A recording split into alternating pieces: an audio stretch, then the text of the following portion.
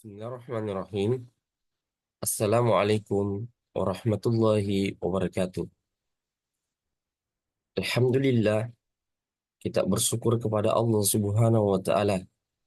Pada kesempatan yang berbahagia ini, kita masih diberikan kesehatan, masih diberikan keimanan.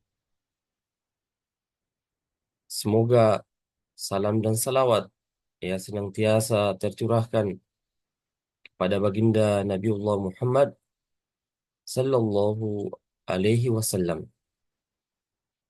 Anak-anakku sekalian yang dimuliakan oleh Allah Subhanahu wa Ta'ala. Pada kesempatan berbahagia ini, kita akan sedikit menjelaskan tentang salah seorang nabi yang mulia, salah seorang nabi yang mulia,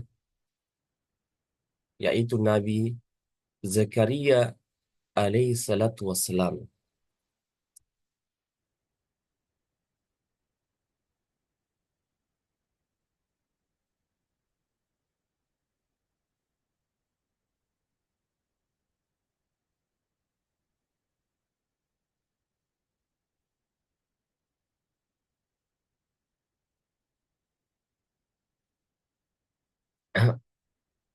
Coba perhatikan ya. Ada 3 poin yang kita akan jelaskan atau kita akan ya, bahas atau pelajari di kesempatan berbahagia ini. Yang pertama, kisah keteladanan Nabi Zakaria alaihissalam. Yang kedua, bagaimana Nabi Zakaria sebagai pemuka Baitul Maqdis. Dan yang ketiga, cobaan yang dialami oleh Nabi Zakaria alaihissalatu wassalam.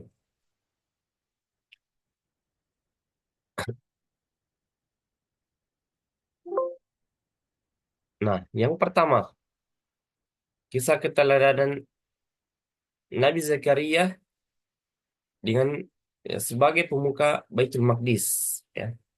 Nabi Zakaria alaihissalam termasuk seorang nabi dari kaum Bani Israel. Nabi Zakaria alaihissalam merupakan anak keturunan dari Nabi Sulaiman bin Daud. Beliau yang merawat Maryam, ibunda Nabi Isa alaihissalam. Maryam binti Imran bin Matan yang juga masih merupakan anak keturunan Nabi Sulaiman. Ibunda Maryam bernama Hanna yang memiliki saudara perempuan bernama Lisa. Dan Lisa inilah yang menjadi istri Nabi Zakaria alaihissalatu wassalam. Nah, masih kita lanjutkan. Nabi Zakaria sebagai pemuka Baitul Maqdis. Pada waktu Maryam diserahkan kepada para ulama Baitul Maqdis, mereka merebut untuk dapat mengasuh dan merawat Maryam. Kemudian diputuskan dengan undian, itu dengan menjatuhkan kolam suci pena di Sungai Ardan. Barang siapa yang kolam terapung artinya tidak tenggelam, berarti telah diberi izin oleh Allah Subhanahu wa Ta'ala mengasuh dan merawat Maryam. Begitulah kisahnya. Nah, kemudian cobaan yang dialami oleh Nabi Zakaria. Dikala Nabi Zakaria alaihissalatu wassalam sudah lanjut usia, kira-kira umur 90 tahun, ya masih belum mempunyai anak. Hal tersebut membuat Nabi Zakaria dan istrinya gelisah karena belum mempunyai anak yang akan meneruskan cita-cita mereka. Akan tetapi hatinya matang dan tekun dalam memohon kepada Allah Subhanahu wa Ta'ala agar ingin dianugerahi seorang putra yang baik tingkah lakunya. Kemudian Nabi Zakaria tidak henti-hentinya terus berdoa kepada Allah Subhanahu wa Ta'ala. Nah, ketika Nabi Zakaria berada di mihrab, kemudian malaikat Jibril datang memanggil Nabi Zakaria, memberitahu bahwa Allah akan menganugerahi seorang anak laki-laki. Nabi Zakaria ketika mendengar kabar dari malaikat, ya, bahwa akan dikaruniai seorang anak, ya istrinya akan segera hamil. Nabi Zakaria sempat merasa tidak yakin. Lalu Nabi Zakaria memohon kepada Allah Subhanahu wa taala agar diberi tanda dan bukti untuk mengetahui bahwa istrinya sedang hamil.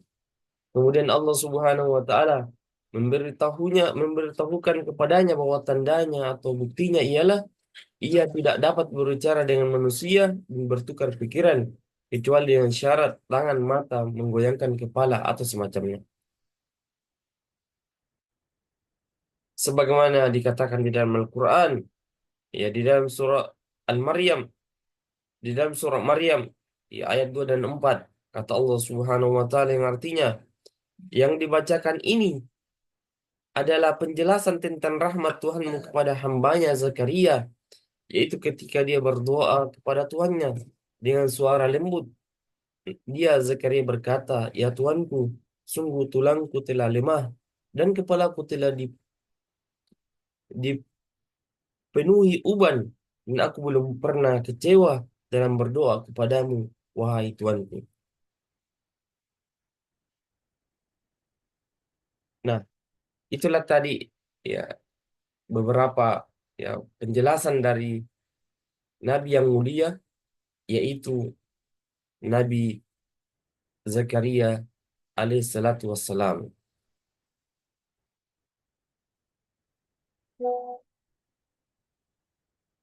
Semoga apa yang kita jelaskan tadi ya